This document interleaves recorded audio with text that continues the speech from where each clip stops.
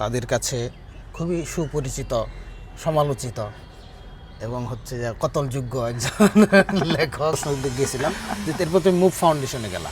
ও হ্যাঁ, move move ফাউন্ডেশনের পরিচয়টা কি? ও মুভ ফাউন্ডেশন বিষয়টা একটু অন্যরকম। আমাকে সেটা হলো আমি মানে কোনো কারণ ছাড়া আমাকে 3বার অ্যারেস্ট করা হয়েছে, কোনো কারণ ছাড়া। আমার আব্বা আম্মাও জানে না এই ব্যাপার। রাস্তাঘাটে আমি সেকুলারিজমের সাথে আমরা যে একটা বড় দ্বন্দ্ব দেখি না, যে সেকুলাররা কি চায়, যে ধর্মকে পাবলিক স্ফিয়ার থেকে বের করে প্রাইভেট স্ফিয়ারে ঢুকায় দিতে, গণ্ডিবদ্ধ করতে।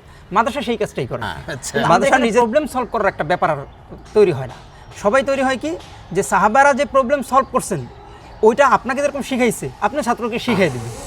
ধরেন গণতন্ত্রের সব কিছু তো আর খারাপ না, কিছু কিছু টার্মের সাথে আমরা দ্বিমত করি, প্রবল মতবিরোধ করি, কিন্তু অনেক জিনিস তো মানুষের জন্য পারে। বিশেষ করে সোশ্যাল মিডিয়ায় কোন শ্রেণীর মানুষরা কি পরিমাণে উগ্রবাদী কন্টেন্ট সাপ্লাই দেয়, পোস্ট করে, এটা নিয়ে আমরা একটা সার্ভে করছিলাম। সেখানে দেখা গেলো যে কওমি মাদ্রাসার ছেলেদের অবস্থা একেবারেই সর্বনিম্ন, মানে 0.1% বলা যায়। আচ্ছা, এরকম।